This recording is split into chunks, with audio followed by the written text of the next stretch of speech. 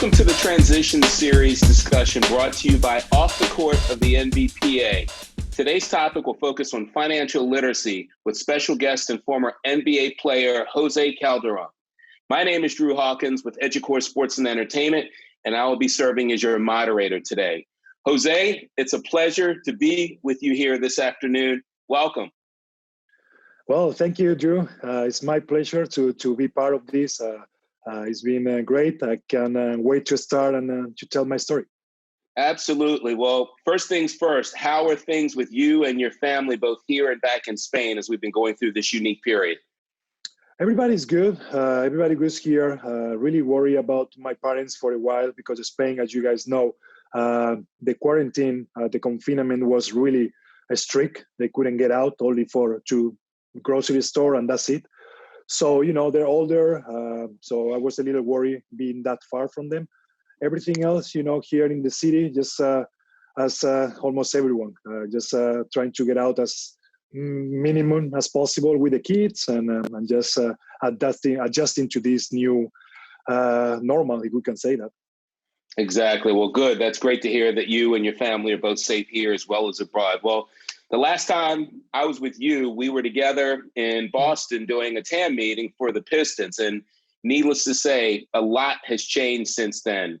COVID-19 has changed our lives. A big deal for all of us, obviously not having any sports, primarily basketball, to be able to take a look at for the time being. And, while this country has been going through a huge withdrawal as far as sports is concerned, because that's the medium that typically gets us through a lot of bad periods, the economy's been suffering. Businesses have been suffering. People are out of work and people are dealing with a lot of challenges. And one of these things it's impacted everybody from a financial standpoint. And so, irrespective of people's careers and income levels, we used to hear this term, people living from paycheck to paycheck. Most recently, you heard CJ McCullough make the statement that he's concerned that some of his fellow players are obviously having some financial issues during this period. And, it goes from being paycheck to paycheck to playcheck to playcheck. So let's kind of rewind the tape. And obviously, so often we hear about these issues facing athletes. You came into the league, into the NBA back in 2005, with the Raptors. Can you talk about, what you did to educate yourself then or even sooner when you started out your career regarding your finances and why it was so important for you early on to get that done? I think, Drew, the first part of everything, I think is the way you get to the league. I think for some guys, and depending on where they come from, they feel like this is it. Like I have a lot of money. Like I start thinking about my second contract and where I'm going to be able to spend the money and how many people I'm going to be able to take care of and all that stuff. But when we don't think a lot of times, and it's about what if there is no second contract? Mm-hmm. So my focus all the time was on the money that I have. And that was the contract that I have at that moment. And that's how I started thinking about saving and what was my level or my way of life. I knew how much I could spend because of what I was making at that point, not because what I thought I was going to make in my second, third contract or on my NBA career. And I think that's really important. You have to, for sure, you're going to be able to buy a better car.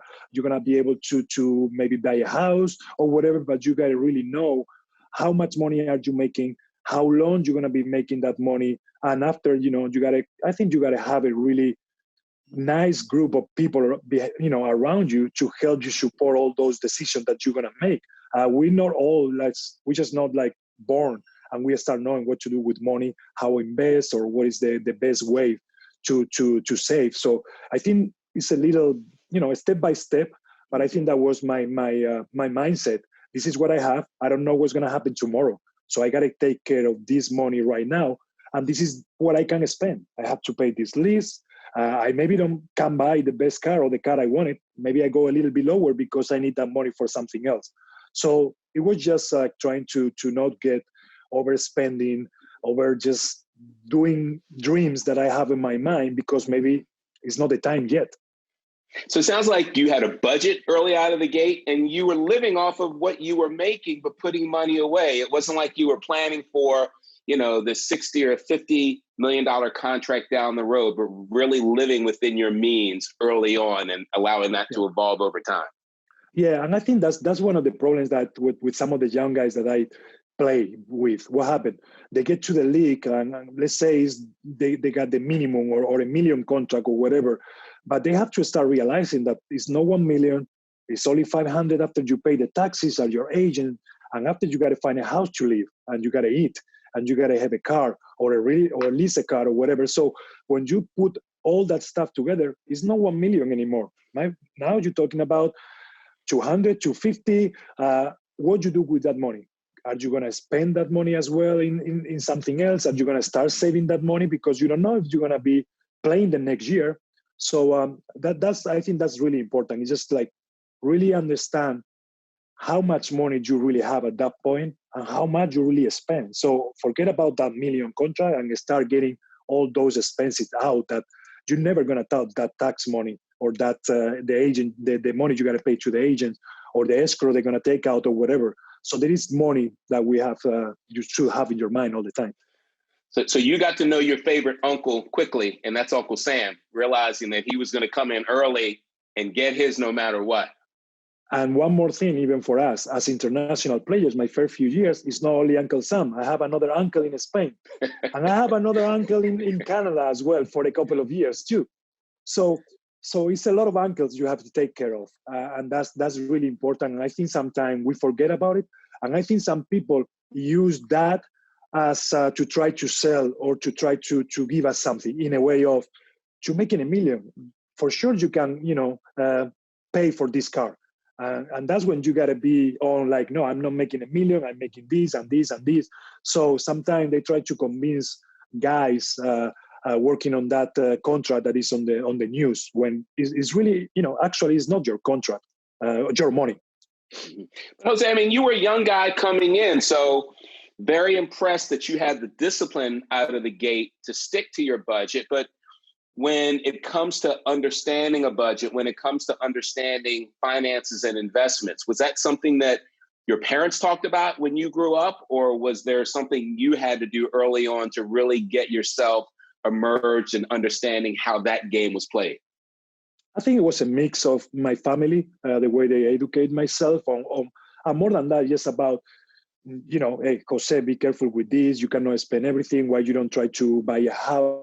So, and I think that was one of the problems that some of the guys have, and that's why. So my mix was my family, was my agent, but even after that, I tried to ask people. I asked somebody from the finance, let's say a team or whatever, just to try to start thinking about it, how things were going to work out.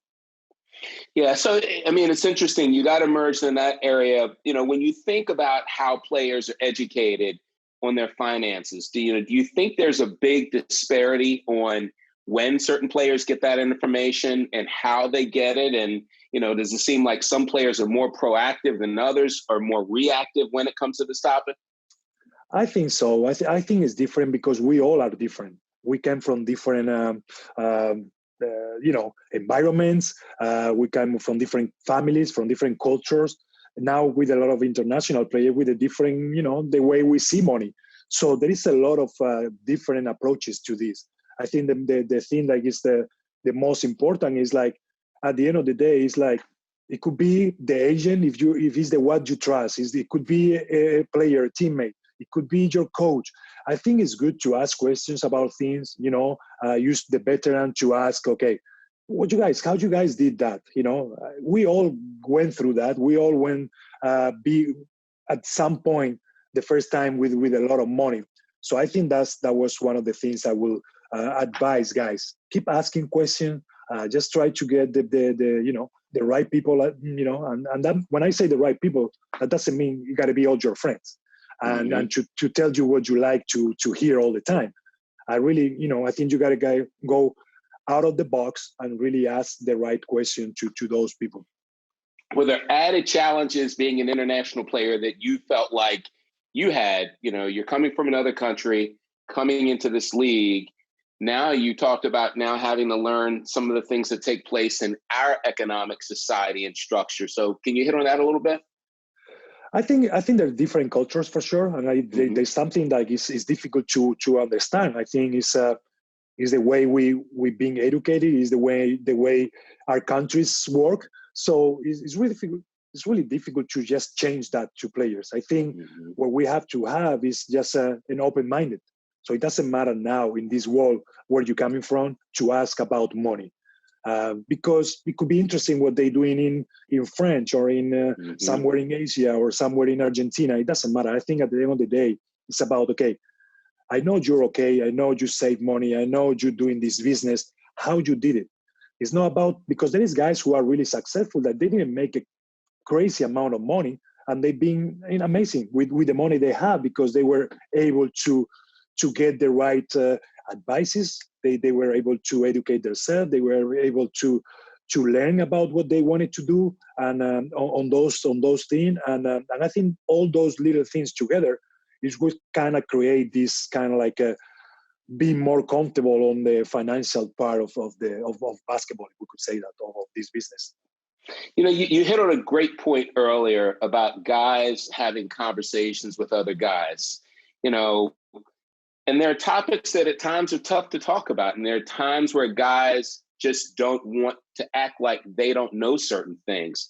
How can, you know, we get more guys in the locker room, on the charter, having conversations with senior players that they respect, that have gone out and really done some good things? And how do we get, you know, more players like yourself that have had a great pathway to really start dropping more of that knowledge on other players so that they can benefit from that personal practical experience? You know, and I always get into this, and I understand for some guys until they get that confidence, maybe the trust. I think for some of the veterans guys as well, like they feel like they have to be asked first. You know, like some guys are like really easy to just grab a guy and start talking about money. Other guys need to wait and see if the guy asks. So I think it gotta be, you know, it gotta go both ways. I think us as a veterans, I think we should be able to approach the guys and find a good moment to take those guys for dinner and see what they're doing, what they're thinking, not about the basketball, but just about off the court. And I think that's a great moment to just catch up and say, and see what they're doing. And you're gonna know and you're gonna feel if you can help them or where their mind is. If you think they are in the right place. And at the same time, the young guys, I think they shouldn't be scared about asking. You know when just pulling one of the bets apart in the right moment and just ask. And I don't see anybody say no, I don't want to help you or I don't want to give you that information. So I think it should be both ways for sure. Yeah, it's interesting. I mean, you know, you see guys like LeBron and Draymond and Steph, and you know, these guys are a wealth of knowledge and really want to do a great job of giving back and helping other people. So I think it's great that you took some time and hit on that point. And clearly you've done that with a lot of other players coming along as well. You know, so that kind of leads me into the next piece. So there are a lot of stats that you've had in your career, a lot of things you're going to be known for in terms of being a big-time basketball player. But one of the key things that sticks out is the fact that you were an assist leader in many days and many records that provided your teams to win a lot of games. And clearly, you out of anybody out there knows the importance of what's critical in gathering the right team and allowing that team to win. So when you look back, you know, at the people that you gathered, your financial team, can you talk a little bit about how you selected them and how you managed that team throughout your career in the process? Yeah. So the one thing I wanted to point on this is like, you know, everything started like everyone. I started with my agent. He was the one who brought me here. That's where we started the relationship. And when I was making the money, I got to a point where I even asked him and say, look, I need somebody else. We need somebody to know what to do with the money, we're going to invest it. So at that time, I have guys who helped me with the sponsors. It was, outside from my agency, it was two guys working with me. They were, a company that worked with other Spanish players. So I was comfortable in there. Those guys were great. I asked questions. I interviewed them. They were good for me. I thought they were the right path. So now I got my agent on one side. I got the sponsor guys in another working on my media, whatever deals they could have. And after, just talking with the three of them, same thing. We got to find a guy for the money. And that's how we start. My agent pulled a couple of names, and, my other two guys, they brought another guys, and I meet with them. I meet with a few of them. We talk. I asked them question. I asked them, they asked me question how I wanted to do with my money.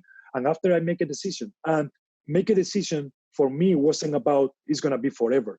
I wanted to get that trust. I wanted to have confidence with somebody, getting my money.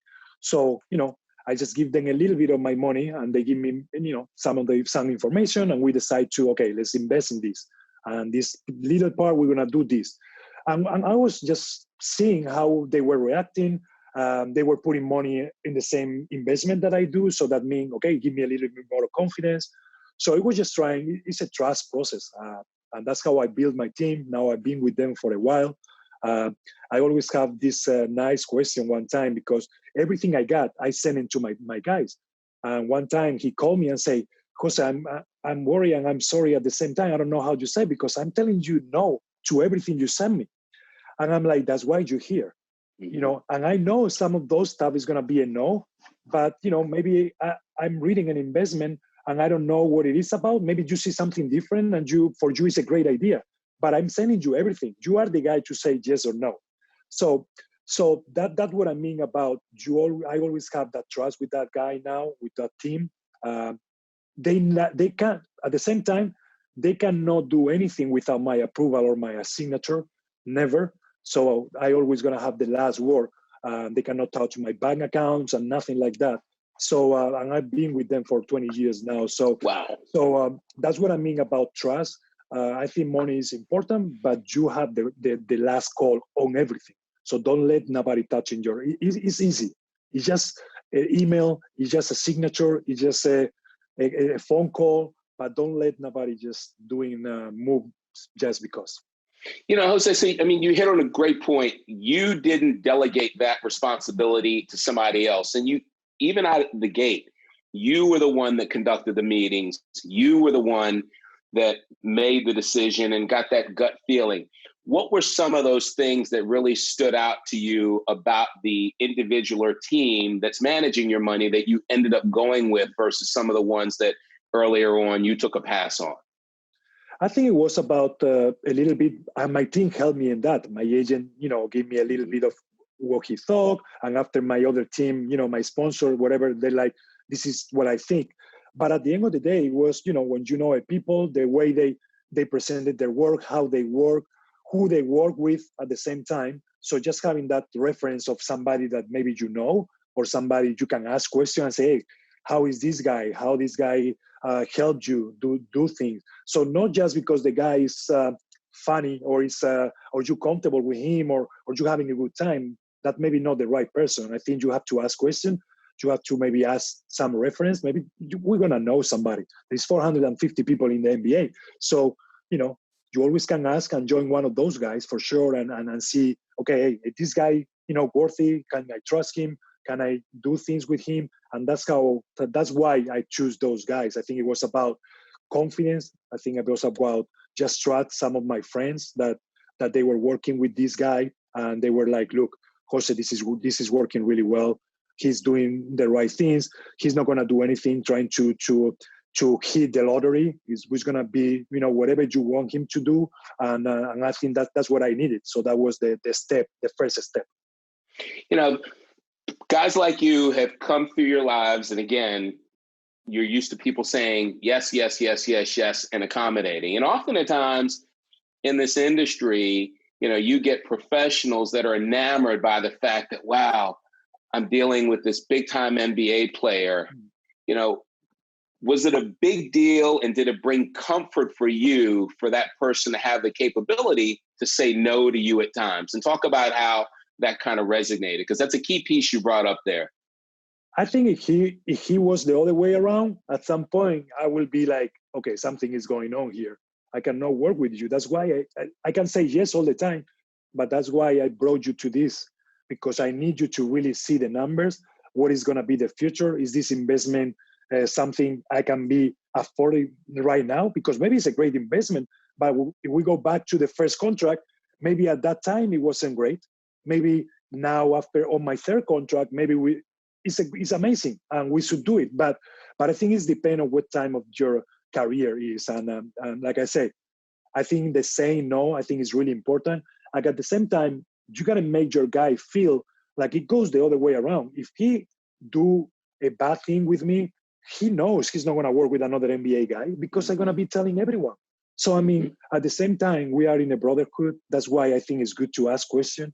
I don't want to say somebody to this guy if the guy already makes something bad with me or he's not working the right way. So if somebody asks me or a teammate asks me, I'm like, look, you can trust me. You can trust this guy. He's going to do the right thing. This is a guy. Now, if it's the other way around, it doesn't make sense. So that's why sometimes I get upset with these guys trying to get advantage of some NBA guys when you could have even more business if you do the right things. Yeah, and you know, the other unique thing that you hit on is as it related to, you know, if we put this in the perspective of a coach starting out a game with a game plan.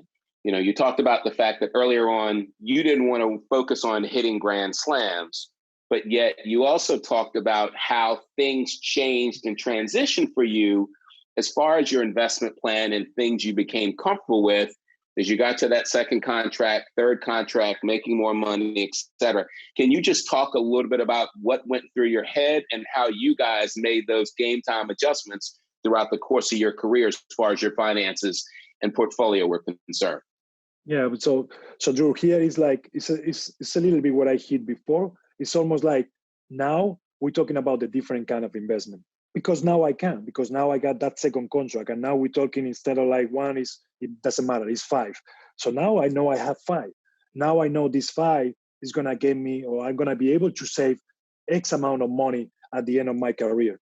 I know I'm at the end of my career in 20 years from now. No. After those 5 years, because I don't know if it's going to be a third contract. So we always were thinking on like what we have right now and how that was going to look. So that's how we start working on that. And it was great because for sure when that contract arrived, it opened up a lot of opportunities, a lot of more of different things you can invest and do stuff or even open a business or something you're interested in. But I think that's the right moment when you start feeling like, okay, I'm going to put this to save. This is going to be in this kind of like bonus or whatever you want to bonds, for example. This is what I need to spend for my family. And now I have this. Let me invest. What is the good investment? But now you got more, a little bit more of a space of a comfortable zone to be able to open your wide, you get to a wider point of view on investments and finances tools where you can get there. So needless to say, just like with a game, you're going to have some great shots, some shots that aren't going to be so good. With investing, when you're in it long enough, you're going to have some investments that go really well and some investments that don't go so well. Mm-hmm. Any investments that stood out in your head throughout your investment career that, were like, wow, wish we could have replayed that one and anything to share from that experience in terms of how that might have happened and went down? Look, the good thing here is, like you say, it could go well, and there is always something that can go wrong. Don't put everything on the same place. That's first. Like, it doesn't matter how good of investment, how it look like. If that's all you have, you cannot put everything in there because we don't know what's going to happen. Look at the situation that we are right now. Nobody was expecting this kind of a pandemic or whatever, but it could go wrong. If that's all you have, it could be trouble. So, just pick and choose, try to put different, in different risks, not everything on a high risk, put something conservative, put something on the long run, put a little bit of everything. And that's how we did it. And one thing I could change, and it's not because it went wrong, because actually it worked, but because I was lucky to sign my second contract. I have one investment that I thought was going to be good. It was back in Spain. And at that time, it would look amazing. It was a long thing. It was like a big land that I have. And I put some trees in there, trying to build something for the future. And at that time, I thought it was okay. But after I realized, like, what I was spending there every year, it was maybe a little bit too much. And I was in a moment where I have to make a decision of like, okay, should I keep going? What if I don't have a next contract? I'm going to be able to still paying this. It doesn't matter. I don't remember how much money it was, but imagine this 50,000 a year to be able to get to that, what I wanted to get, or maybe it's better to just stop now and lose this 100,000 that I already put in. So it worked out well because I was able to get to the second contract, and I'm still having that business, and it was great. But it was that business, the only one who I really had doubt or like, I was close to make it, to maybe it was a bad decision. It was I maybe rushed it a little bit too much. So it's interesting. You talked about your team. You're obviously now very successfully into your NBA career. You've got your investment portfolio going, but you just mentioned an investment that you had back in Spain that was not in the stock or bond market. How did you approach investing in outside investments that were not market related? So a business either that you're buying or you're thinking about managing. So what was your approach to it? How did that work out for you in terms of managing and staying on top of that? And what advice do you have for other players that are in the league, may not have the expertise, thinking about it, something they do now, wait till they're transitioning, or wait till they get out of the league? For me, it was about just where I could feel comfortable. I didn't want to do nothing like I didn't have any idea of it. So now I have business. I have a restaurant business with big chefs or whatever, and I'm partnered with them. Or I can have some investment in some apps or startups that are growing up, or companies that are already big already. But in all of those little investments, I wanted to not just be, I put the money here and let me get my money back. I always was trying to kind of like be part of something. How can I help with this business? Do I know something about it? And that's how I started to create my businesses, my companies. The other thing was too, like, it is hard to just start something by yourself right away. Maybe there is steps in the middle. If you like the restaurant thing, instead of just open a restaurant, maybe you should partner with somebody first and see how it works. See how you really like the inside of how a restaurant works. Or if you wanted to do something, it doesn't matter, a technology brand or whatever. Instead of just doing by yourself, same thing. Can you partner with somebody? Do you know somebody who is doing that? Could you just get there with a little money first and maybe have an option to get to a bigger stage later on? So just be careful with that in opening, because we all have dreams, but at the same time, like we talked before, there is always the right time. And you have to find that time for you, for your money, where you are in your career, and what you are with that company and that. So that was always my approach. And like you say, now I have a few different businesses and companies, and it was because of that. It just started as, let me see how this works. I like it. Okay, now I open another one. Now I'm going to open two or whatever, like in restaurants, for example, or just being a partner with somebody, or being in a technology company. All those little things were just at the beginning, were just little pieces. So it's interesting, you've talked about your journey as you now look back. And again, you were very fortunate to play in the league for the time that you did and have 3 contracts. Are there things that, as it related to your portfolio and how you began to transition, what were some things that you started to do as you got towards the end of that 3rd contract, as far as your portfolio, your level of comfort in being able to invest and diversify and do other things? Well, I think the most important part for me, Drew, was when, okay, at some point, I'm going to make this kind of money.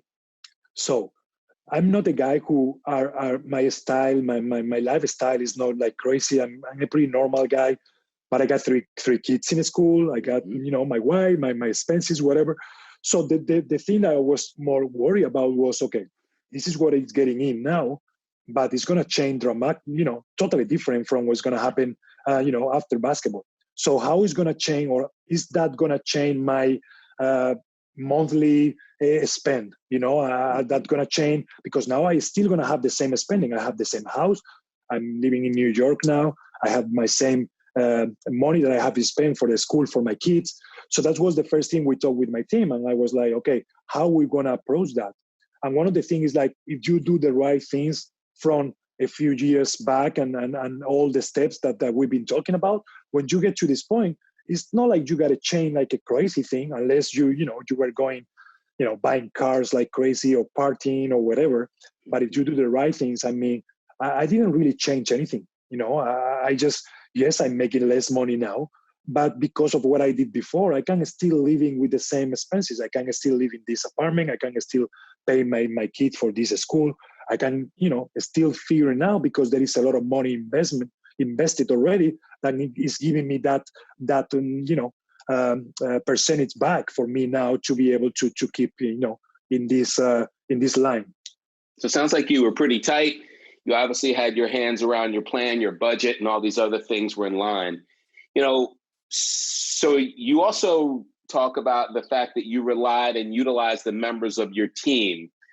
Couple questions. Did that same team stay intact during your entire career? Were there times you needed to make changes? And what made you jump in and have you identify changes that need to be made with those members if and when that happened? I think I changed one person, like he's not in the team now. But what we did, because we were growing, we add people. So because we needed some people in other, just in other places, with another kind of view, with maybe in another business related, and we needed to have that as expertise in our group. So more than changing, like I say, we changed one guy because he went to a different firm and it was too much work or whatever.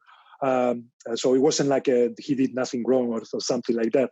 But what we were doing was like, we were keeping adding people. Okay, we want more on, like you say, it doesn't matter if it was bonds or it was this. Can we get somebody who can help us on this department a little bit more? Because I'm interested in startups. Can we get somebody? So we add somebody in the group to give us that perspective of like how we could invest. What was the good, what we have to look for on those investments. So now the team, instead of like 3 and 4, now we are 7 or 8, and that's how we did it. It's like keeping an active, growing NBA team moving. I mean, you want to bring guys on that are going to add value and allow you to win more championships. And you know why? Because at the end of the day, when you get to that second contract, you get to a bigger stage, you need more people to be able to help you. When you get to the next, it's the same. I think you're growing, and I think your team and the people around you should be other kind of people. Maybe you at the beginning, you only can be able to do like we say, a little bonds here, maybe a little investment here. But if you had to touch more because more money is coming, maybe you need somebody else to help you go through that. And now you need more. You just need a guy for your taxes. You just don't need a guy just for your financial whatever. I think you need somebody else to give you those advice. And after, you put it on the table and you decide what's best for you, because you are the one who making those decisions. But you need some different point of views, on those investments for sure. So, I mean, you continue to hit on this point, which again, I can't commend you enough in the fact of having folks with the right level of expertise. And unfortunately, we often see situations or scenarios where somebody hires their homeboy, somebody wants to take care of a family member, and it's a good deed, but they might not be the best person with the background and expertise to do that. Did you ever encounter that situation, and what advice do you have to guys that are in that situation right now? No, and yes, and 100%, and you can take care of whatever you want, but they gotta be what they good at.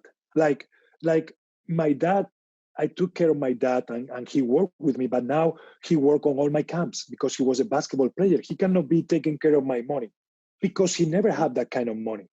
He could help me because he's my dad and he's gonna try to do the best of his abilities, but he's not maybe the right person for you on that. Look, like I think we can take care of people just being open, just asking, hey, I have an idea. My brother, what do you want to do? This is what I'm doing. I'm working in a bank and I'm doing this and that. Okay, let's find a way how you can help me. How can you be part of the team? But I'm not gonna just give you this or whatever you wanted to do if you're not like prepared for that. Now, your brother is already studying. He does business. He does this. He's been working in a bank. He knows what you're talking about. Maybe he can start help you, but he's always gonna need somebody to back him up. we need another perspective. We need another guy who can give you that, another point of view. So I'm not saying not getting your people involved, but there is a lot of way to get family members involved. I got people working on my foundation from my family. I got people working, like I say, on my camps, and people working on some part of my the restaurant business or whatever. But because they were good at that and they were great for that.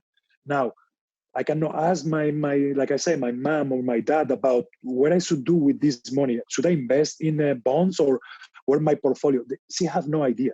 So there got to be other ways. So that's how I took care of it. I was really always really open, even with my parents, about, look, don't worry about the money. Like, I don't need you to I don't want you to, just because I'm gonna give you $1,000, you're gonna feel better because they are in your account. They are in mine. You're not gonna be hungry. You're not gonna be without a house. But let me handle the money, and if you need it, I'm gonna give it to you. So it's just about just an open relationship. Really talk. I'm not gonna let you. Nothing is gonna happen to you because you're my family, and that's why. And I'm here because of you. But let's bring these guys, and we're gonna find a way to help each other and being in the right place.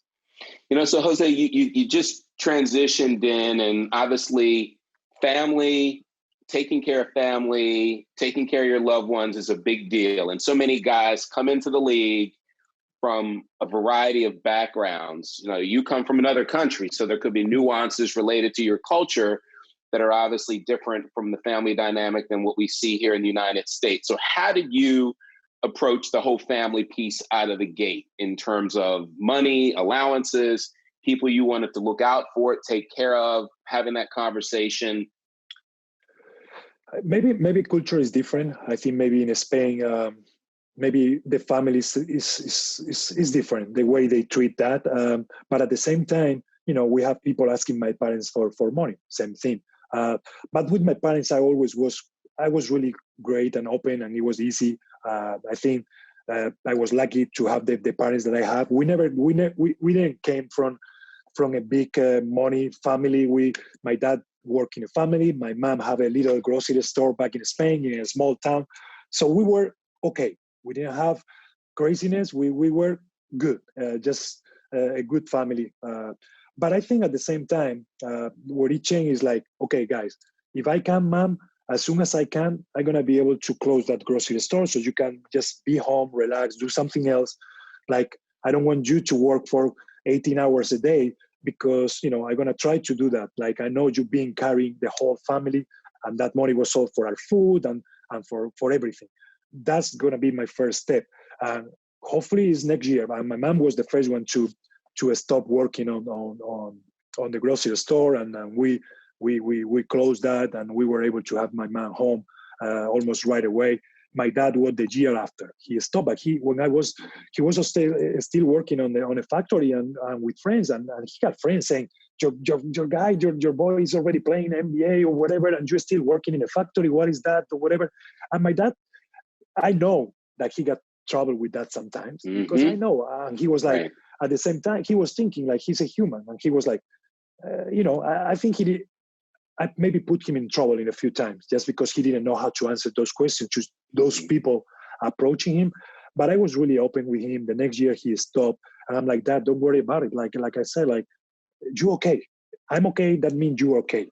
And my parents were okay, and my brother, we only 4, and we take care of everyone. My grandpas, whatever. But it was like, I think it's like good to be proactive in this. I think it's good to talk about it as soon as possible. I think at that time you're gonna know who is with you and who is not, and I think it's your money, and your mom, your dad, your brother are with you, but the rest, you gotta be open and really see. Look, if I can, when I can, I will help you with this, with that, or just tell them what ideas do you have, how you can help me.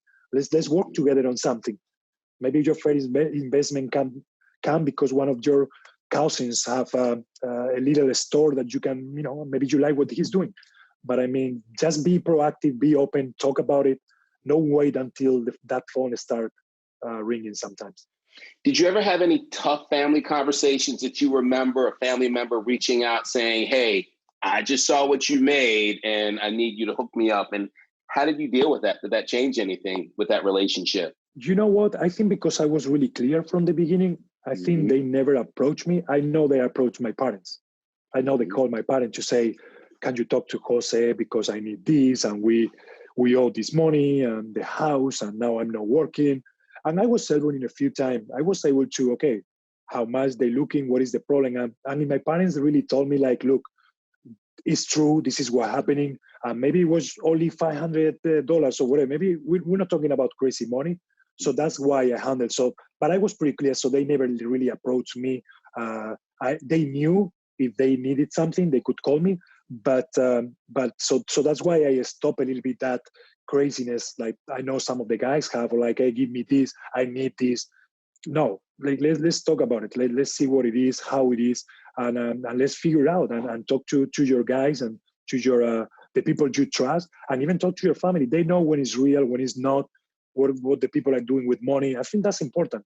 We cannot just give money just because. That was my plan.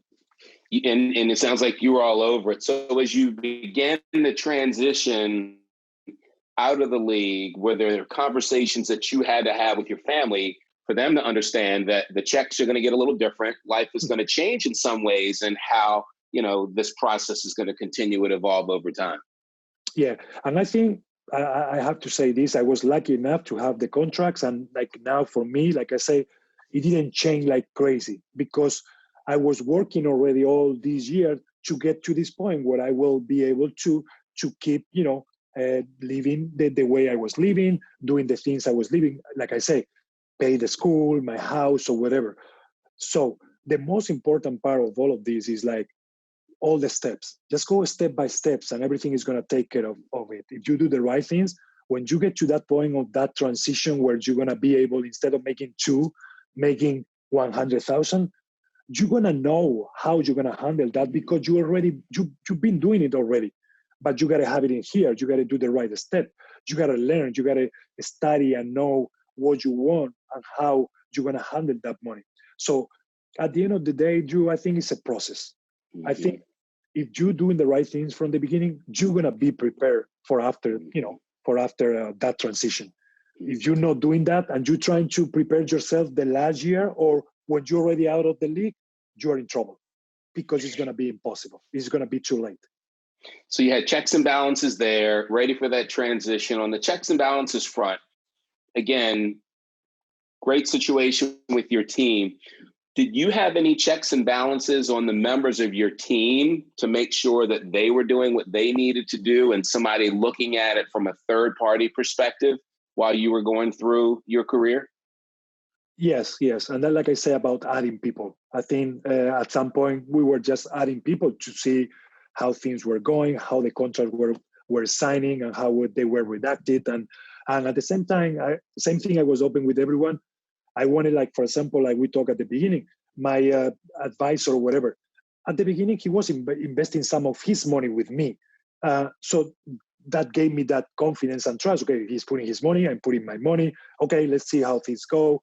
Same thing, but at the same time, I always have somebody else to say, okay, do you think this is a good investment? And that's how you build that trust. You cannot just sign anything or just invest just because. Same thing with the sponsor guys.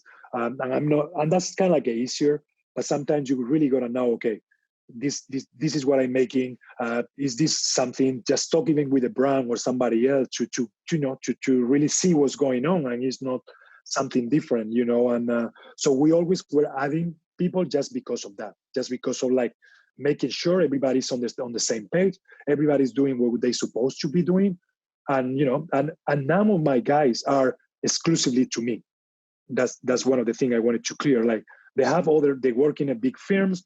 I'm one of their clients for sure. It's a different, there is more of a personal relation, but they work with other people as well. So I don't have anybody of those guys just 24 hours for myself. Got it. All right, Jose. So I asked you this question. You've been smart, you've been frugal, you've been prudent with your money. It's come to you over a significant period of time.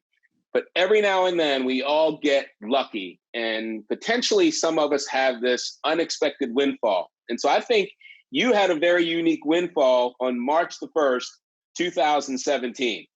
And that was the day that you actually got signed by the Warriors in the morning.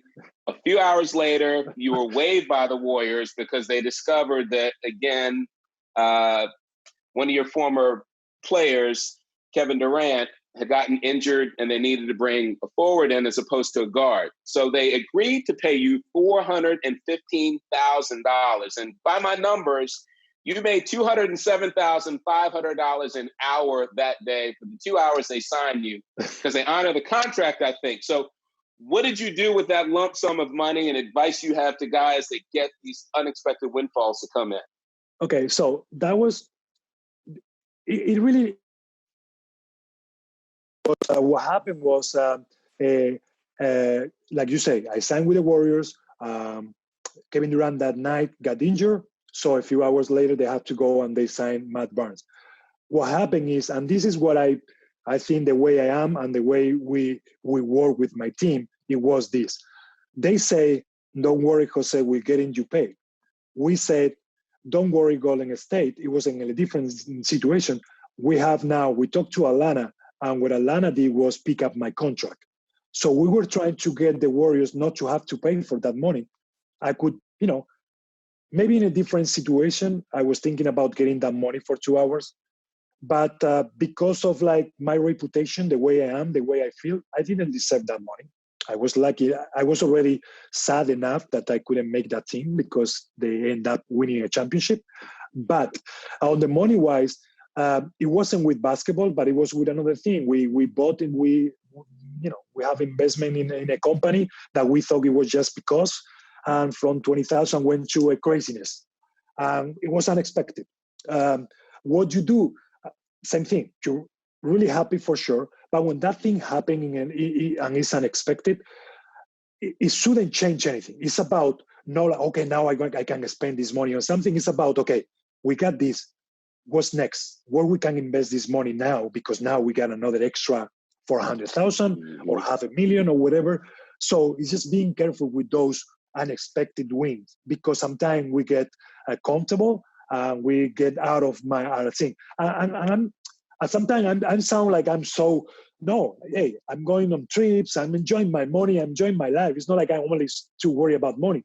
But I think that's something you just come with just doing the right thing. So if you win big like that, for sure you can go and celebrate, but just be mindful of what's your next step with that money. Got it. But I didn't put a little aside. But Golden State didn't. I didn't get that money. I know it came out that way, but no, I'm a different kind of people, and we really call Atlanta and say if they could pick up they have 48 hours to pick up before I was waived. So they pick up the contract. So Golden State, I think, was up for like $30,000 or something like that. So. But at the end of the day, your message, when you have those windfalls, do something meaningful with it, which obviously you've done in a host of situations. Yes. So when you think back, as we begin to wrap this thing up, any financial mistakes you think you've made in your career and what you might have done differently if there were one or two that were there? I have a few investments, and I was lucky that I didn't put a lot of money on it. But, I opened a little business back in Spain and I closed it or whatever. Why? Maybe I didn't know enough. Maybe it was one of the investment I needed to be more involved. Because that's what I said before about just do whatever maybe what you're comfortable with. So, I wasn't in there. I thought it was going okay. And after I'm like, why I put that money there? It didn't make sense. I didn't really like it. So I put it aside. And when I was trying to take care of it, was too late. So yes, I have, some bad investment. Like I say, it was lucky enough, like it wasn't a lot of money, but since those little mistakes, when I start like, okay, if I'm doing something, let me really know what I'm doing. Do I like it? Do I enjoy it? Do I gonna be able to be part of something? So that's how I changed my mind with those little mistakes that I make. So as you got to the end of your career last season with Detroit, when did it kind of hit you that things were about to transition into the next phase of your life? And through that, were there any things that you did to try to continue to stay in the career, and any added expenses you might have incurred to make that happen? No, I could say like I was working out or just keep paying my trainer or whatever. But at the same time, I moved to New York just thinking, okay, if there is no basketball, New York is going to be where I wanted to live because, job opportunities, because I thought the right place for my family, just because of, whatever I have in mind. But I was working out in New York because, if a good team was calling, I wanted to maybe play one more year. And I wasn't ready to say no to maybe having a championship run or something. But at the same time, I was already, a little tired of the role of being the third point guard and not playing a lot and traveling the same and practicing a lot of time. And I have 3 boys. So that's where my transition, and that's why when I was in Detroit, I was already thinking, okay, it changed a lot if I play 14 years to 15 years. And I know, because at that point, it wasn't about the money. It wasn't about another minimum contract. Yes, there is a lot of money. But I wasn't at that position where I was able to say, it's not even about money. It's going to be about the situation. It was about my family. It was about the right thing. So when I'm working in New York, I'm working out. I have a meeting with Matteo, the NBPA, Surretti first. And after I meet with Michelle, and they asked me what I wanted to do, what were my plans. I told my plans. And they proposed to be in this job that I am right now as special assistant to Michelle. And that's how I get this job, but it wasn't planned. My plan was to be in New York to be able, because the NBA was there, the NBPA was there, and 2 NBA teams were there. And everybody is going to go through New York at some point. So if I wanted to stay connected with basketball, that's why I choose New York. So I was lucky to have this job up there. But my transition, was that it was, could I save that money of my trainers and living in New York for those couple of months and, expensive as it is or whatever, because I already thought about leaving basketball, but I wasn't sure. So that's why that was the biggest expenses that I have. And I'm not, I think I would do it the same way, because if a team called between those 2 months that I'm working out, I think I would say yes. A team that I thought it would be a good opportunity for me, no any other team, because there were a few teams that called, but it was just a different situation and I wasn't ready for that. So you talked a lot about the money side of things. Obviously, your family. You talked a lot about your sons. What are some of the things that you've had to do with them, just mentally and emotionally, dealing with your transition? And how's that going for you guys now that you're out of the league and Dad's probably home a lot more than it used to be, not on the road traveling? Yeah, no, and the good thing about me is, like, if I was home, I was dropping my kids to school and I was picking them up and I go to after school. So that was my routine. I was really a family guy, but it's been fun. It's been fun. I'm spending a lot of time with them, even more. I have a little bit more of flexibility because there is not that much traveling, even that I have some trouble. But that changed a lot, that approach.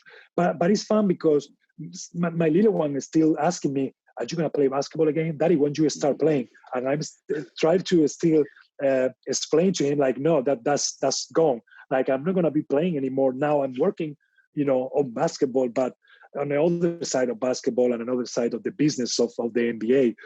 But it's been great. And I think I was lucky enough of my wife, because she understood from the beginning, that it was going to be tough during the seasons and we were going to have our times or whatever. I was lucky enough that when I was moving at the end of my career, my kids were already little. So it's easy to move them when they're little. I think trouble is when you get traded or you move when the guys are 12, 13, 14, now they have real friends. It's tough to move from city to city. So I was lucky with that, with my family, and I make things easier for me. What would you tell your younger self coming into the league today? On a basketball part, just if you have a dream, just work hard. If you work hard, you're gonna have your opportunity. You can learn every day. Just keep working. It's gonna be highs and lows, but just keep working hard, have fun. And that was the most part, like, keep doing, because I remember my first years, up and down, so whatever, but I stayed with it. I really fought hard. And that was the thing. I'm like, just keep doing it. Keep doing what you're doing. Keep believing in yourself. And money and financial wise, I think it's about, step by step. Relax. Like, this is the money we have now. Let's take care about this, and we'll see what happens in year 2. Let's see what happens in 5 years from now. But right now, this is you. You are with your rookie contract. This is the money you have. So we can dream, but just leave it as a dream for now. Like, it's always time to address those dreams later on your career. And we got to end with a 3-pointer. So same question, but for guys that are within 2 years of transitioning out of the league, top 3 bits of advice you would give them. It depends where they are right now. But for me, one of the things I forgot to mention is about educating myself on all those traveling on the planes. My last few years, I was doing the crossover into business with Harvard. I was doing something online with a college in Spain about marketing, about the startups, about accounting, about everything. Why? Because I wanted to feel comfortable on the investment I was doing, on the companies that I own. So I wanted to be comfortable with the group of guys I want to be able to talk. So what I can advise them, keep educating themselves, learn, really know what you like. And now let's put it together and see, okay, if this is what I like, what I need to do to get there. Do I have the money? Do I have I'm educated enough to be able to pursue that dream? Or do I have to keep learning on something? Who can help me? Is the PA, the of the core, is the player association, is somebody I know in some company. So find really what you want to do, find what you at that stage of your career, and after that, just putting everything together and just go from there. Awesome.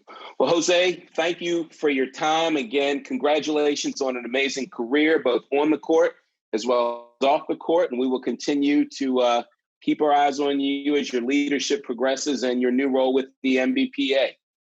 Thank you, Drew. It was a pleasure. And hopefully, guys can listen to this and just, everyone on their own pace, but just, take care of everything, because it's really important and it's going to change everything for them. Great. Guys, you heard it from one of the best. Utilize him. He's a great resource. Again, Jose, thank you, and continue to stay safe. Thank you very much, Drew. Take care.